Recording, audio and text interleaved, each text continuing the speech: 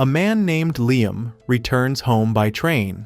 His wife welcomes him home, and his loving daughter always gives him a warm feeling. Although his family is not well off financially, the man feels content with his current life because his wife and daughter are always by his side.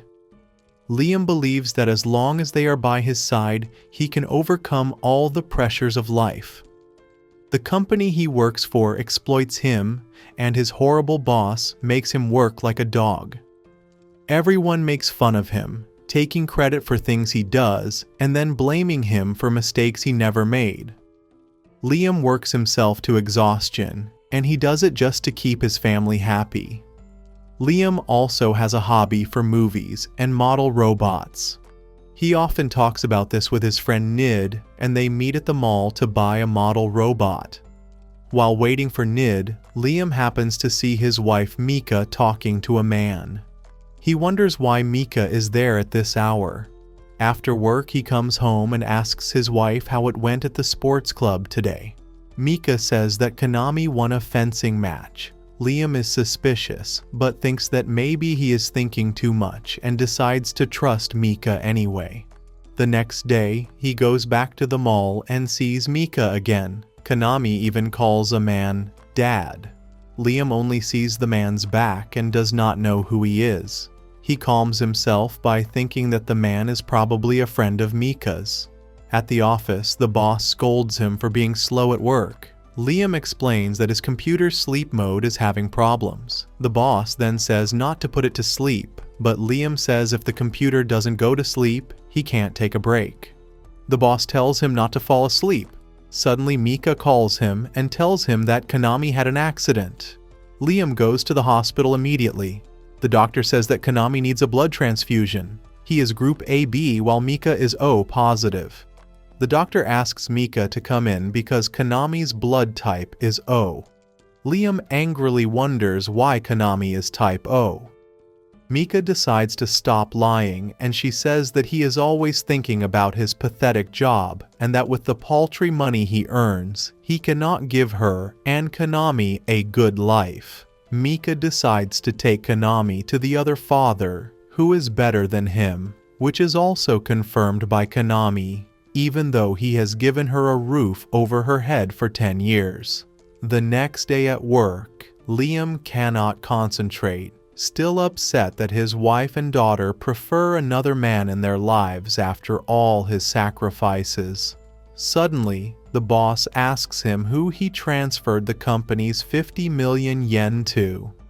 Liam remembers that he left the company in a hurry the day before with his computer still logged on. Someone must have used his computer to transfer company money.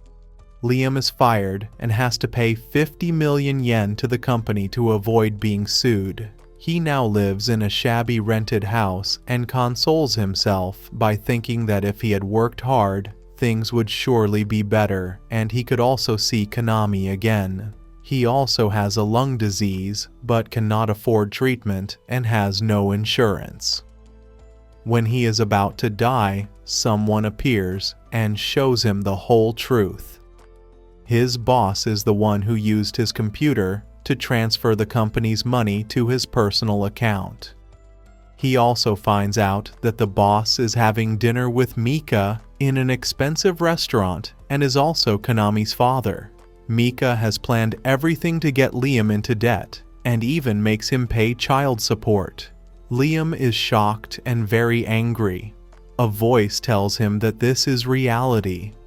He has lived such a hard life, working to the point of exhaustion, and all this time it has been nothing but lies. Liam is angry and wants revenge on them. He does not want to die and asks if he can have a second life.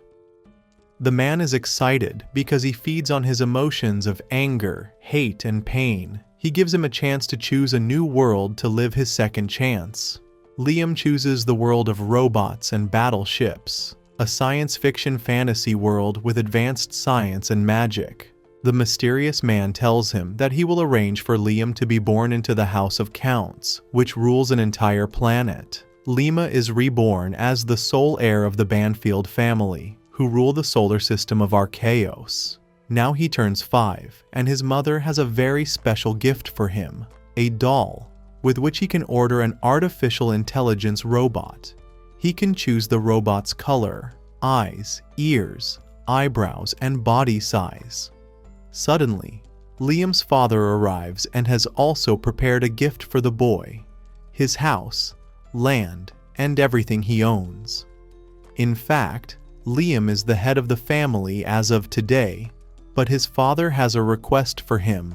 Once everything is transferred to him, they will live out the rest of their days on the imperial homeworld, the capital.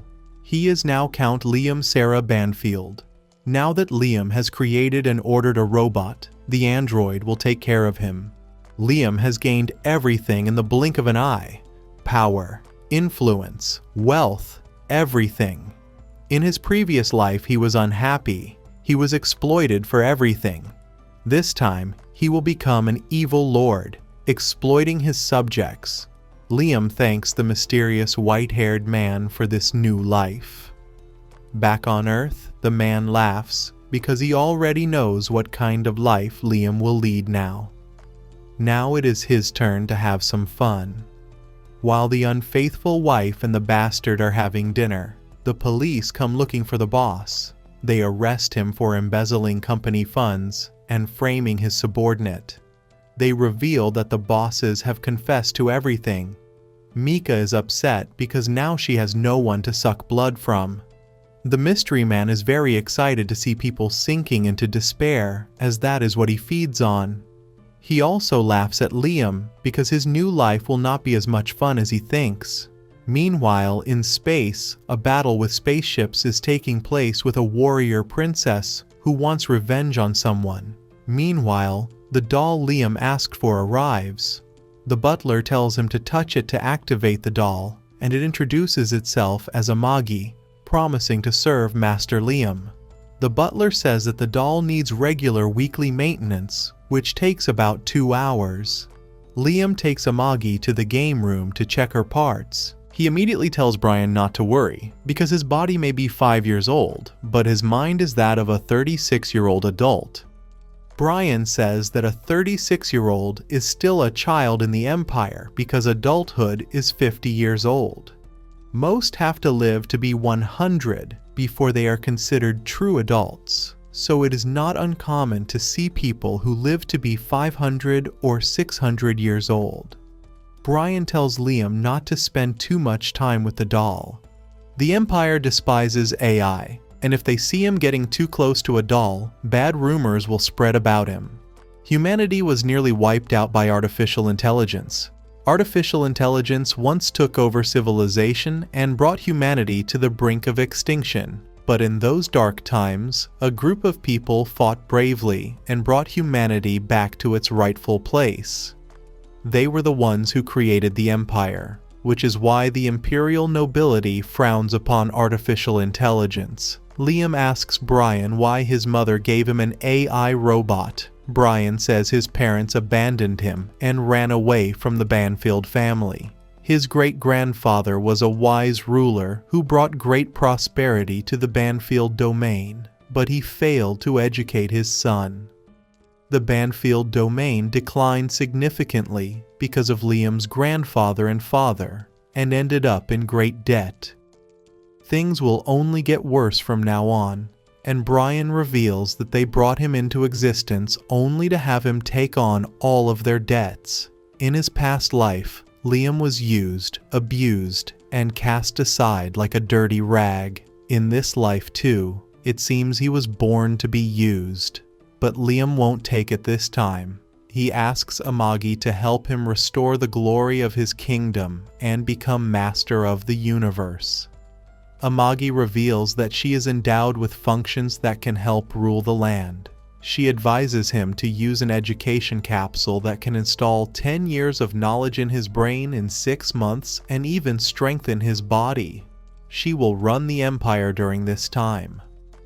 Liam agrees with her idea, but Brian thinks it is very dangerous to let an artificial intelligence run an empire.